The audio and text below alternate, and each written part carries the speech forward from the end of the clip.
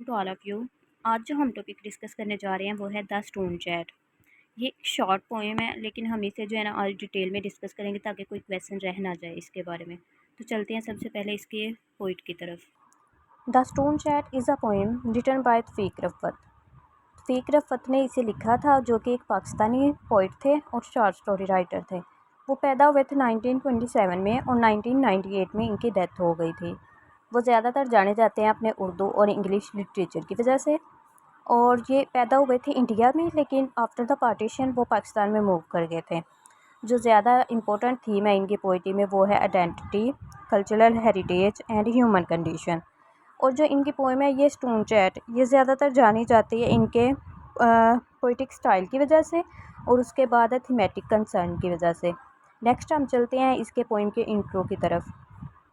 ये poem publish हुई थी बाय तौफीक रफ़त इन 1965 इनकी ही एक कलेक्शन में द किलिंग ऑफ मोथ्स। इस पोएम में 4 स्टैंज़ा है और हर स्टैंज़ा की 4 लाइन है। द राइमिंग स्कीम जो है इसकी वो है ए बी बी।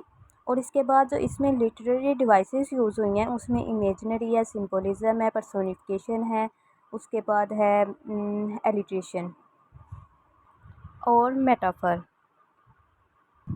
नेक्स्ट जो है हम इसकी समरी को डिस्कस कर लेते हैं, क्योंकि आप किसी भी क्वेश्चन को तब ही अच्छी तरह कर सकते हैं जब आप जो है ना उसकी समरी को अच्छी तरह जानते होंगे। तो हम जो है ना इसकी समरी की तरफ चलते हैं। पोएम में जो है तौफीक रफ़त जो है हमें एक स्टोन चैट बर्ड के बारे में बताते हैं और उसकी सिग्निफिकेंस बताते हैं। इस पोएम में जो है ना वो स्टोन चैट को एज अ सिंबल लेते हैं to convey deeper meanings and themes. तो पोएम जो है ना वो ब्यूटी ऑफ नेचर के बारे में है and the impact of urbanisation on human beings है।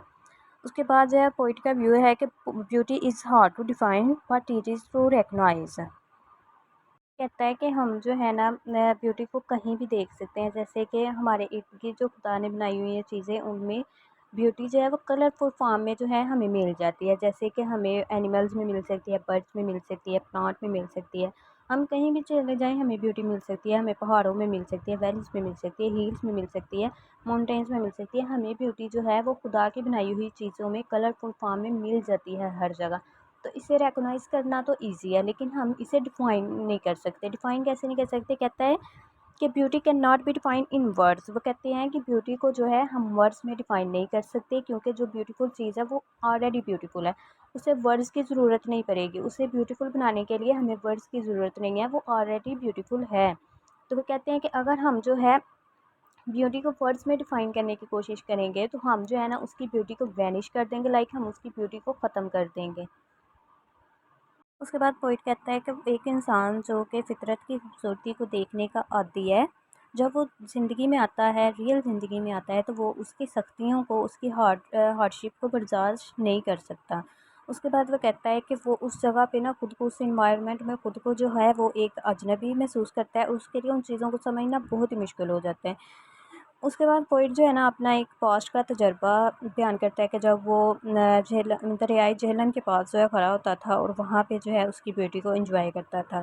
कहता है कि जब वो उस उन चोटियों पे थोड़ी देर के लिए खड़ा होता था और उसकी ब्यूटी को एंजॉय करता था, जो कि अब ख़त्म हो गई है, गायब हो गई है। फिर कहता है कि वो जो खूबसूरती जो कि उसके ज़हन को सुकून देती थी, वो अब कहीं चली गई है हमेशा के लिए।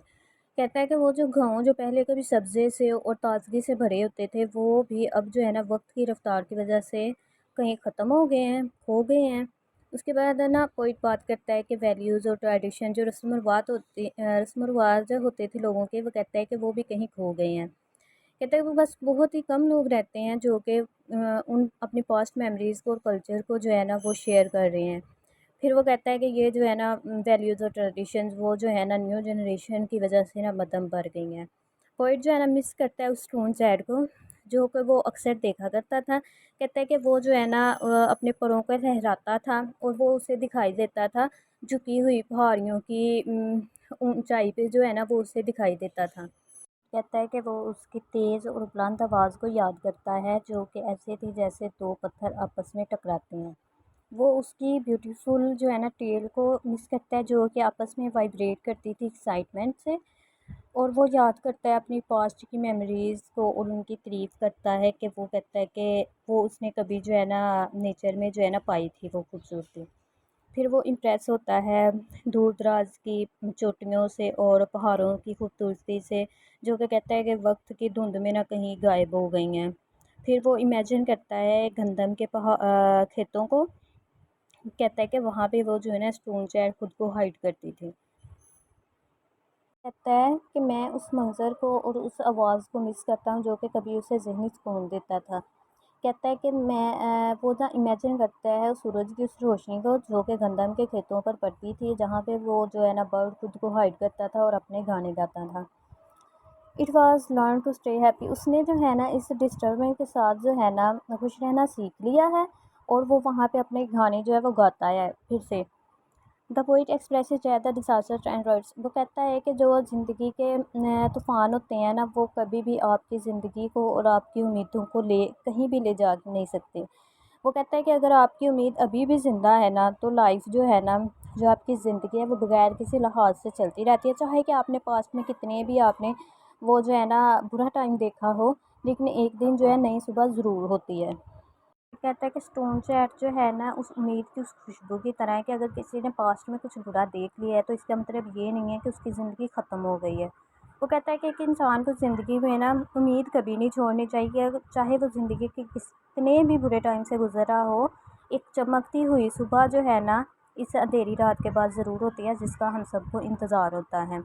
फिर आगे इसके कुछ थीम है, जिसके इम्पोर्टेंट थीम इसके जो हैं वो है cultural conflict, nature and landscape, identity and belonging, social injustice, cycle of life, beauty in everyday moments, उसके बाद a connection to the natural world.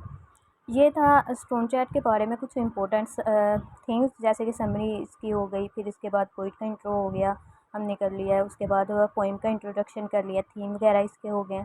यही था इसके बारे में कुछ इंपॉर्टेंट। और अगर आपको ये वीडियो अच्छी लगी है तो प्लीज़ इसे लाइक कर दें, चैनल को सब्सक्राइब कर दें। Thank you so much.